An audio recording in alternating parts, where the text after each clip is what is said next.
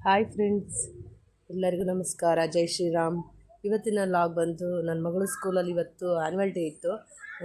11ಗೆ morning ನನ್ನ ಮಗಳನ್ನು ಕರ್ಕೊಂಡು 6:30ಗೆ ಸ್ಕೂಲ್ ಹತ್ರ ಡ್ರಾಪ್ ಮಾಡಿದರು ನನ್ನ ಹಸ್ಬೆಂಡ್. ಅಲ್ಲಿಂದ ಜಯನಗರ ಯುವಕ ಸಂಘದಲ್ಲಿ ಆಡಿಟೋರಿಯಮ್ನಲ್ಲಿ ಇತ್ತು ಪ್ರೋಗ್ರಾಮು, ಯುವಪಥ ಅಂತ ಅಲ್ಲಿತ್ತು.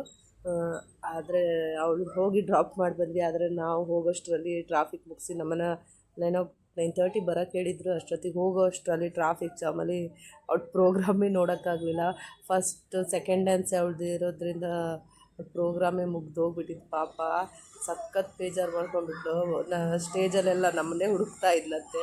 ನಮ್ಮ ಫ್ರೆಂಡೆಲ್ಲ ಅವರಮ್ಮ ಪೇರೆಂಟ್ಸ್ ಎಲ್ಲ ಹೇಳ್ತಾಯಿದ್ರು, ನಿಮ್ಮ ಮಗಳು ನಿಮ್ಮನ್ನೇ ಹುಡುಕ್ತಾ ಇದ್ಲು ಅಂತ.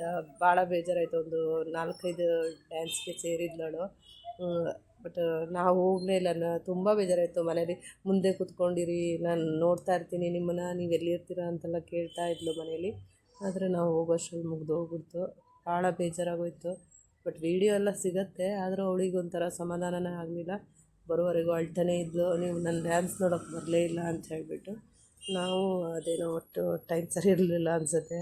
ಯಾವಾಗಲೂ ಮಿಸ್ ಮಾಡಿಲ್ಲ, ಬಟ್ ಈ ಸರಿ ತುಂಬ ಬೇಜಾರು ಮಾಡ್ಕೊಳ್ಳೋ ಥರ ಆಗೋಯಿತು. ನನಗೂ ತುಂಬ ಬೇಜಾರಾಗೋಯಿತು, ನನ್ನ ಮಗಳು ಡ್ಯಾನ್ಸ್ ನೋಡಲೇ ಇಲ್ವಲ್ಲ ನಾನು ಅಂತ. ಎಲ್ಲದರಲ್ಲೂ ಸಾಂಗಲ್ಲಿ ಮಿಕ್ಸ್ ಸಾಂಗು, ಬೇರೆ ಬೇರೆ ಸಾಂಗು ಎಲ್ಲದರಲ್ಲೂ ಇದ್ನವಳು. ಬಟ್ ಡೈರೆಕ್ಟಾಗಿ ನೋಡೋಕ್ಕಾಗಲಿಲ್ಲ. ವೀಡಿಯೋ ಇತ್ತು, ಬಟ್ ಡೈರೆಕ್ಟಾಗಿ ನೋಡೋಕ್ಕಾಗಲಿಲ್ಲ. ಪಾಪ ಬರೋವರೆಗೂ ಫೋಟೋ ಪೋಸ್ ಕೊಡು ಅಂದರೂ ಕೂಡ ಕೊಡಲಿಲ್ಲ ನನ್ನ ಮಗಳು. ಅಷ್ಟು ಕೋಪ ಬಂದಿತ್ತು ನಮ್ಮ ಮೇಲೆ, ಡ್ಯಾನ್ಸಿಗೆ ಬಂದಿಲ್ಲ, ನೀವು ನೋಡಿಲ್ಲ ಅಂತ.